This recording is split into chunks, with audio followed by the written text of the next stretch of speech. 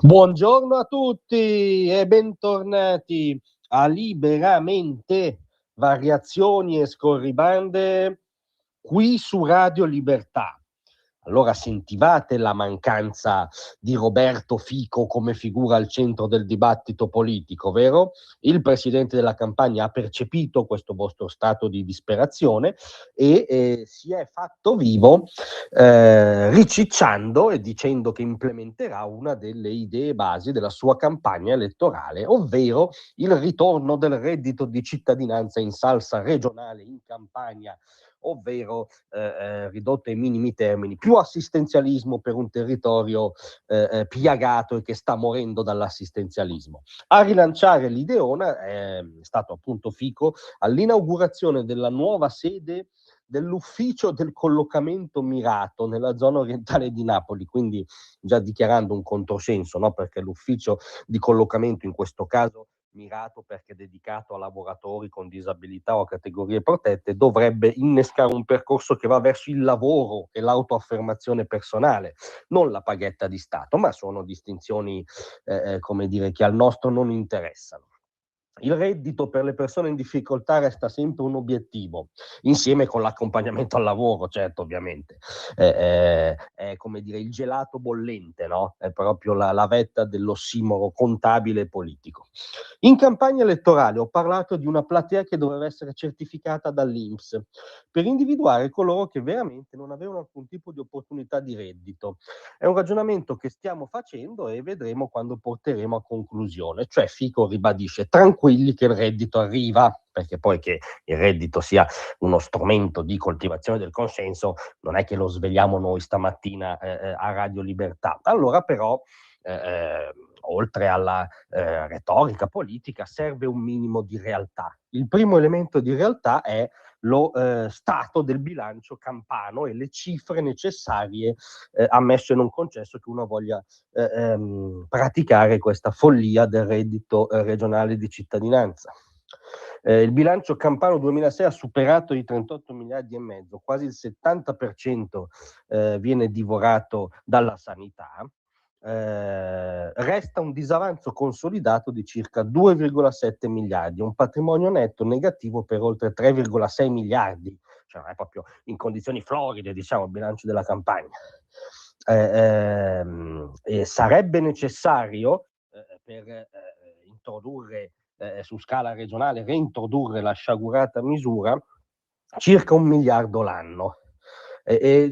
Attualmente sulle politiche sociali ci sono circa 230 milioni vincolati e poco più di 30 milioni aggiuntivi distribuiti in un triennio.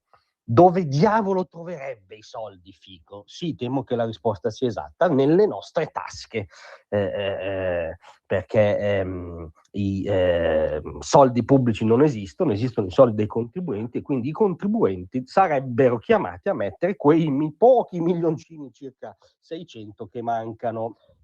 Poi c'è una minima analisi storica, una minima consapevolezza storica, c'è il precedente, cioè il reddito di cittadinanza, quando ahimè Fico è stato terza carica dello Stato in questo paese e il Movimento 5 Stelle governava, ha funzionato in Italia e in Campania, ha prodotto benessere in Italia e in Campania, ha riscattato territori bellissimi ma condannati atavicamente a un sottosviluppo come gran parte della Campania. La risposta ancora una volta è nei numeri.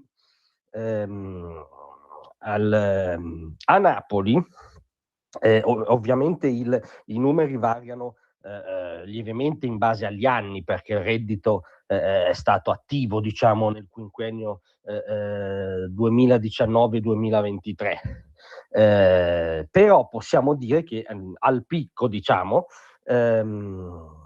Napoli, nel picco appunto del 2022-23, la sola provincia di Napoli rappresentava circa il 10% di tutti i percettori italiani, il 10% la provincia di Napoli.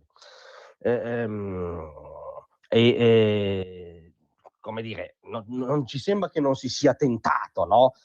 Altro esempio, marzo 2021, A Napoli 157.000 famiglie percepivano il reddito o la pensione di cittadinanza, per 459.000 persone coinvolte complessivamente. Nello stesso momento, in tutto il nord Italia, le famiglie beneficiarie erano 224.872, ma per poco più di 452.000 soggetti coinvolti. Cioè, quando il reddito è stato applicato, ci sono stati momenti in cui nella sola Napoli c'erano più percettori che in tutto il nord Italia. Cos'era il reddito e cosa vorrebbe essere allora? Un incentivo allo sviluppo o uno strumento di coltivazione del consenso?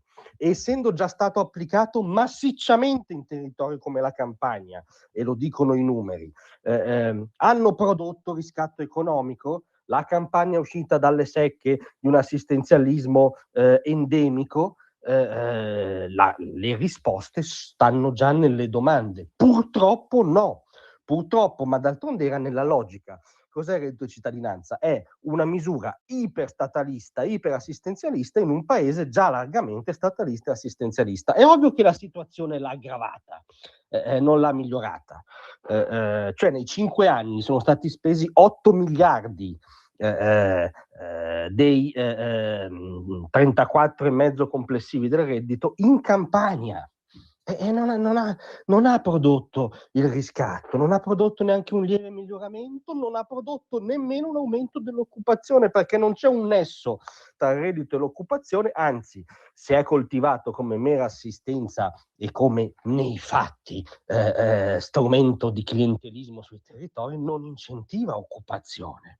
Quindi, caro Fico, la questione è: non avete i soldi per implementare la misura. Quando è stata implementata massicciamente in Campania non ha funzionato, anzi ha aggravato i problemi strutturali di quella regione, di quel territorio.